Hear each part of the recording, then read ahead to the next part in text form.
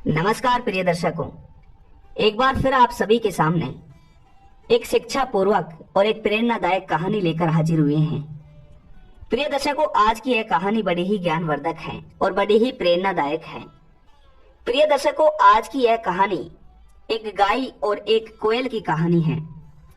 प्रिय दर्शकों, अगर इस गाय और एक कोयल की कहानी को किसी मनुष्य ने पूरा सुन लिया तो वह मनुष्य अपने जीवन में कभी भी किसी भी प्रकार के रोग से ग्रसित नहीं होगा। अगर इस कहानी को कोई भी मनुष्य एक बार पूरी सुन लेता है तो उस मनुष्य के जीवन में कभी किसी भी प्रकार की दुर्लभ स्थिति नहीं आएगी, क्योंकि वह व्यक्ति इस कहानी को सुनने के बाद में अपने जीवन की समस्त समस्याओं से मंत्र भूत हो जाएगा। दोस्तों, आज की यह कहानी बड़ी ही ज्ञानवर्धक है। आज की इस कहानी को आप सभी को पूरा सुनना है। प्रिय दर्शकों, जैसा कि आप सभी को पता है, गाय माता को हमारी हिंदू संस्कृति में बड़ा ही योगदान दिया गया है। गाय माता को हमारे हिंदू राष्ट्र में देवी के समान माना जाता है और उनकी पूजा भी की जाती है। दोस्तों, कहा जाता है कि प्राचीन समय पहले जब देवता और असुरों के बीच समुद्र मंथन किया गया था तो उसके द्वारा 14 रत्न उत्पन्न हुए थे, जिनमें से एक रत्न गाय थी। और भगवान नारायण की कृपा से गाय को पृथ्वी पर मनुष्यों के कल्याण के लिए भेजा गया था। इसलिए गाय को सदा से ही 33 कोटि देवी देवताओं के भांति पूजा जाता है और हिंदू राष्ट्र में माना जाता है। दोस्तों, यह भी मान्यता है कि अगर कोई व्यक्ति सुबह ब्रह्म मुहूर्त में स्नान निवृत्त होकर अगर गाय माता को प्रणाम करता है और गाय माता के सिर पर हाथ फेरता है तो इससे मान्यता है कि गाय माता के आशीर्वाद से व्यक्ति की सभी प्रकार की समस्त समस्या दूर हो जाती है, व्यक्ति को उसके कष्टों से छुटकारा प्राप्त हो जाता है और यह भी मान्यता है कि व्यक्ति की सारी मनोकामनाएं पूर्ण होती हैं। दोस्तों, मान्यता है कि अगर कोई भी व्यक्ति गाय माता को रोज एक रोटी खिलाता है या फिर अपने भोजन करने से पहले गाय माता को स्वयं भोजन कराता है, उन्हें चारा खिलाता है या फिर उन्हें एक रोटी का आखा दाना भी खिलाता है, तो उस मनुष्य की सभी प्रकार की समस्त समस्या दूर हो जाती है और उस मनुष्य के जीवन में कभी किसी भी प्रकार की अन्न धन संबंधित समस्या नहीं होती है। प्रिय दर्शकों, आज की यह कहानी बड़ी ही ज्ञानवर्धक और साथ ही बड़ी ही प्रेरणादायक है। इसलिए इस छोटी सी प्रेरणादायक कहानी को पूरा सुने और अपने मित्र बंधुओं तक इस प्रेरणादायक और ज्ञानवर्धक कहानी को शेयर जरूर करें, ताकि उन्हें भी इस ज्ञानवर्धक कहानी को सुनने से जीवन के समस्त समस्याओं से छुटकारा प्राप्त हो सके और कुछ सीख प्राप्त हो सके। प्रिय दर्शकों, अगर आप हमारे इस ज्ञानवर्धक कहानी चैनल के एपिसोड पर पहली बार आए हैं तो चैनल को सब्सक्राइब जरूर कर दें और बेल आइकन को प्रेस कर दें, ताकि हमारी हर आने वाली नई वीडियो का नोटिफिकेशन आपको सबसे पहले प्राप्त हो सके। और गाय माता के लिए एक लाइक जरूर करें। प्रिय दर्शकों, बिना किसी देरी के वीडियो को शुरू करते हैं। इस प्यारे से प्रसंग को शुरू करते हैं। प्रिय दर्शकों, प्राचीन समय की बात है। एक घने जंगल में एक गाय माता और उनका पति बैल और साथ ही उनका एक पुत्र बछड़ा रहा करता था। उन तीनों का जीवन बड़ी ही हंसी और खुशी के साथ व्यतीत हो रहा था। उन तीनों के जीवन में अन्न और धन की कोई कमी नहीं थी। वह तीनों खुशी खुशी से अपना पूरा जीवन व्यतीत कर रहे थे। रोज का उनका यही कार्य था कि वह सुबह गाय और बैल और अपने पुत्र के साथ चरते और शाम को अपने स्थान पर जाकर ठहर जाते। उनका पूरा जीवन खुशी खुशी से व्यतीत हो रहा था, परंतु भगवान को यह मंजूर नहीं था। ईश्वर को कुछ और ही मंजूर था।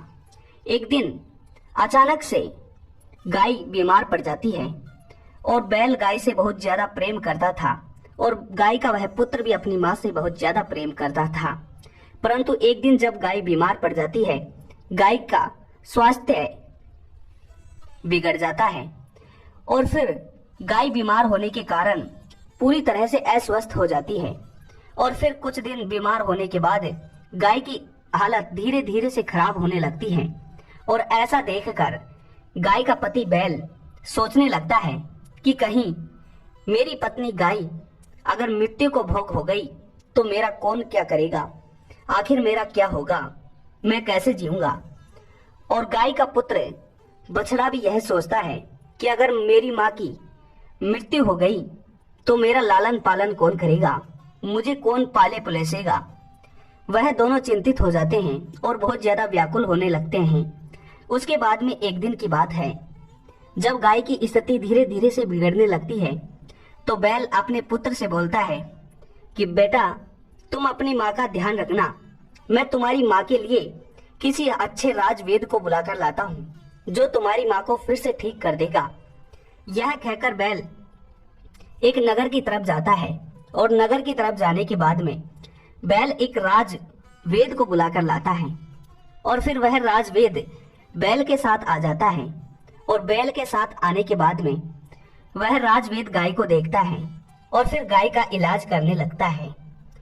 प्रिय दर्शकों, देखते ही देखते 3-4 दिन बीत जाते हैं, परंतु गाय की कोई भी तरह से स्वास्थ्य वापस ठीक नहीं होता है, उल्टा वापस स्वास्थ्य बिगड़ता ही जाता है और गाय की तबीयत पूरी तरह से बिगड़ जाती है। उसके बाद में वह वेदराज बैल से जो भी जड़ू बूटी मंगाता तो बैल झटपट से राजवेद को वह जड़ू बूटी लाकर देता, परंतु गाय में कोई भी सुधार नहीं आता है और वह सब बहुत ज्यादा चिंतित हो जाते हैं। फिर एक दिन वह राजवेद बैल से कहता है कि हे बैल, हमारे लाख प्रयास करने के बाद भी इस गाय माता के स्वास्थ्य में कोई भी किसी भी प्रकार का सुधार नहीं आ रहा है। उसके बाद में बैल कहता है कि हे राजवेद, आप मुझे कोई भी उपाय बता दीजिए, आप जो कहोगे, जो भी जड़ू बूटी लाने को कहोगे, मैं वह जड़ू बूटी आपको ला कर दूंगा, परंतु मेरी पत्नी यानी कि गाय को फिर से ठीक कर दीजिए।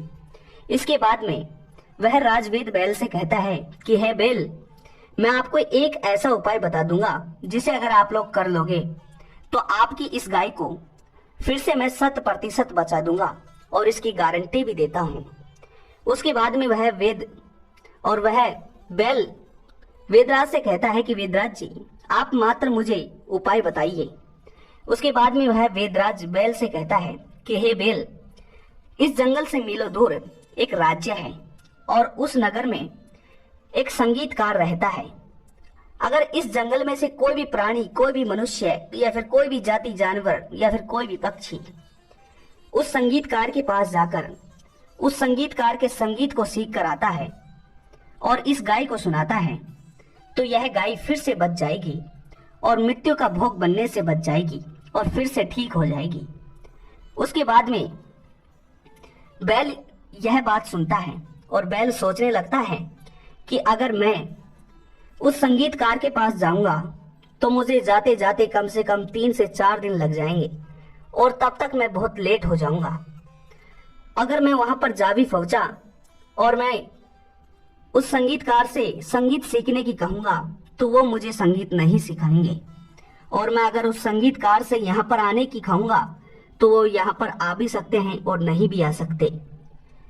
इसके बाद में प्रिय दर्शकों, उस जंगल में मौजूद जो भी पक्षी और जानवर थे सभी गाय की इस स्थिति को देखकर एक एक करके मिलने आते हैं, और जो भी जानवर, जो भी पक्षी गाय से मिलने के लिए आता तो वह बैल सभी पक्षी और सभी जानवरों से बोलता कि इस जंगल से मीलों दूर एक संगीतकार है, उस संगीतकार से अगर आप लोग संगीत सीख कर आते हैं तो मेरी इस गाय की फिर से तबीयत ठीक हो जाएगी। परंतु कोई भी पक्षी, कोई भी जानवर उसकी यह बात नहीं सुनता है और कोई भी पक्षी, कोई भी जानवर उस संगीतकार के पास संगीत सीखने नहीं जाता है। उसके बाद में एक कोयल एक पेड़ की टहनी पर बैठी बैठी यह सारा नजारा देख रही होती है, और उसके बाद में कोयल यह बात सुनकर अपने घोंसले में अपने पति और अपने बच्चों के पास चले जाती है। और अपने पति और अपने बच्चों के पास जाने के बाद में कोयल अपने पति से बोलती है कि हे पिया जी, अगर आप कहो तो मैं इस जंगल से मीलों दूर जाकर एक संगीतकार से संगीत सीख कर आ सकती हूँ और इस जगत संसार में मनुष्य के कल्याण के लिए भेजी गई गाय की मृत्यु होने से बचा सकती हूँ। यह कहकर वह कोयल रुक जाती है। उसके बाद में कोयल का पति कहता है कि हे प्रिय, क्या तुम मूर्ख हो? तुम्हें बिल्कुल भी पता नहीं है कि हमारे छोटे छोटे बच्चे हैं, और अगर तुम इस जंगल से मीलों दूर संगीत सीखने के लिए चले जाओगे तो हमारे इन बच्चों का ख्याल कौन रखेगा, इनका लालन पोषण कौन करेगा, इन्हें भोजन कौन खिलाएगा। यह कहकर कोयल का पति चुप हो जाता है। उसके बाद में कुछ घंटों बाद रात्रि होने लगती है और जैसे ही दिन पूरा ढल जाता है तो वह कोयल चुपके से उस घोंसले से निकलकर जंगल से मीलों दूर चले जाती है। और जैसे ही जंगल से मीलों दूर उस संगीतकार के पास जाकर पहुंचती है तो उस संगीतकार के पास जाकर संगीतकार से कहती है कि हे संगीतकार जी, मैं कोयल हूँ और मैं इस नगर से मीलों दूर एक छोटे से जंगल से आई हूँ। मैं आपसे एक गाय की रक्षा के लिए कुछ मांगने के लिए आई हूँ। संगीतकार बोलता है कि हे कोयल, तुम मेरे से क्या चाहती हो। इसके बाद में कोयल उस संगीतकार को पूरी कहानी बता देती है। कोयल कहती है कि मैं एक गाय की रक्षा करने के लिए और आपसे संगीत सीखने के लिए आई हूँ। अगर आप मुझे संगीत सिखा देते हैं तो मैं यह संगीत जाकर उस गाय को सिखा दूंगी, उस गाय को सुना दूंगी। अगर मैं उस गाय को यह संगीत आपके द्वारा सिखाया गया सुना देती हूँ तो उस गाय की मृत्यु होने से बच जाएगी, क्योंकि वह गाय कलयुग के कल्याण के लिए आई है। उसका जन्म ही कल्याण के लिए हुआ है। अगर गाय की मृत्यु हो गई तो कलयुग का कल्याण कैसे होगा, मनुष्यों का कल्याण कैसे होगा। उसके बाद में वह संगीतकार कोयल के द्वारा बताई गई इस पूरी बात का, पूरी घटना का सुन लेता है और उसके बाद में कोयल को संगीत सिखाने लगता है। और एक दो दिन में वह संगीतकार कोयल को पूरा संगीत सिखा देता है और कोयल फिर से संगीत सीखकर अपने घर, अपने जंगल की ओर आने लगती है। और जैसे ही वह कोयल जंगल में पहुंचती है तो सबसे पहले अपने घोंसले में अपने बच्चे और अपने पति के पास जाती है। जैसे ही वह कोयल अपने पति के पास जाती है तो कोयल का पति कहता है कि कोयल, आखिर तुम इतने दिनों से कहाँ थी, हम तुम्हारा इंतजार कर रहे थे। हम पूरे जंगल में तुम्हें ढूंढ ढूंढ कर, तुम्हारा विलाप कर कर थक चुके हैं। आखिर तुम इतने दिनों तक थी कहाँ? कहीं तुम चरित्रहीन तो नहीं हो? कहीं तुम मुझे छोड़कर किसी अन्य व्यक्ति के पास तो नहीं थी? तुम चरित्रहीन तो नहीं हो? यह सुनकर कोयल बहुत ज्यादा परेशान हो जाती है और कोयल अपने पति से कहती है कि नहीं पिया जी, मैं चरित्रहीन नहीं हूँ। मैं आपके अलावा कहीं नहीं गई हूँ, किसी व्यक्ति से मिलने भी नहीं गई हूँ। मैं इस जंगल से मीलों दूर एक संगीतकार से संगीत सीखने के लिए गई हूँ और मैं यह संगीत सीख कर आई हूँ। अगर मैं यह संगीत एक गाय को सिखा दूंगी या फिर गाय को सुना दूंगी तो उस गाय की जान बच जाएगी और वह गाय मनुष्य के कल्याण के लिए जन्म लिया है और वह गाय मनुष्य के कल्याण के लिए ही है। यह बात सुनकर उस कोयल के घोंसले के आसपास और भी कई सारे पक्षी बैठे थे। इतना सुनकर वह सब पक्षी उस कोयल के पति को आकर समझाने लगते हैं और वह कोयल का पति पूरी घटना को समझ जाता है। उसके बाद में वह कोयल अपने घोंसले से उड़कर सीधा उस राजवेद के पास जाती है और उस राजवेद के पास जाकर कोयल राजवेद से कहती है कि हे राजवेद जी, आपके द्वारा बताए गए उस संगीत को, उस संगीतकार से मैं संगीत सीख कर आई हूँ। मैं इस गाय माता की जान बचा सकती हूँ। यह सुनकर वह संगीतकार और बैल बहुत ज्यादा प्रसन्न हो जाते हैं और उसके बाद में वह राजवेद उस कोयल से कहता है कि कोयल, एक काम करो, तुम इस गाय के कान के पास जाकर बैठ जाओ और धीरे धीरे से उसे तुम्हारे संगीत को सुनाओ। उसके बाद में वह कोयल गाय के कान के पास जाकर बैठ जाती है और उस गाय को संगीत सुनाने लगती है। प्रिय दर्शकों, लगातार रोजाना कोयल आती और उस गाय के कान के पास बैठकर गाय को संगीत सुनाने लगती और धीरे धीरे से रेगुलर लगातार गाय का इसी तरह उपचार होता रहा और कुछ महीनों बाद गाय फिर से एक सही हो गई। उसकी तबीयत में सुधार आ गया और गाय की तबीयत फिर से वापस ठीक हो गई। प्रिय दर्शकों, क्योंकि गाय को जैसे ही उस कोयल ने अपने सीखे गए संगीत को सुनाया तो गाय जो है मंत्र मुक्त हो गई। प्रिय दर्शकों, जो कोयल होती है कोयल की जो वाणी होती है, कोयल की जो आवाज होती है, कोयल की जो स्वर होते हैं, अगर कोयल के स्वरों को कोई भी मनुष्य या फिर कोई भी जानवर या फिर कोई भी प्राणी अपनी अंतर आत्मा से और आंखें बंद कर कर सुन लेता है तो वह व्यक्ति पूरी तरह से मंत्र मुक्त हो जाता है, जिससे व्यक्ति के जीवन में कभी किसी भी प्रकार की समस्या उत्पन्न नहीं होती है। साथ ही मनुष्य के जीवन में कभी किसी भी प्रकार का रोग नहीं होता है। अगर आप भी कोयल के द्वारा बोले गए इन शब्दों को, उन वाणियों को अगर अंतर आत्मा से सुनते हैं तो आप भी मंत्र मुक्त हो जाओगे। किसी भी प्रकार का रोग जीवन में आपको नहीं सताएगा। प्रिय दर्शकों, उसके बाद में वह गाय फिर से ठीक हो जाती है और कुछ दिन बाद फिर से वह गाय मनुष्य के कल्याण के लिए कार्य करने लगती है। प्रिय दर्शकों, यह कहानी एक सच्ची घटना पर आधारित है। उम्मीद करते हैं कि आप सभी को यह ज्ञानवर्धक कहानी पसंद आई होगी। प्रिय दर्शकों, अगर यह ज्ञानवर्धक कहानी आप सभी को पसंद आई हो तो इस वीडियो को एक लाइक जरूर करें और बेल आइकन को प्रेस करें, चैनल को सब्सक्राइब करें। उम्मीद करते हैं कि वीडियो पसंद आया होगा। मिलते हैं अगली वीडियो में। जी नमस्कार।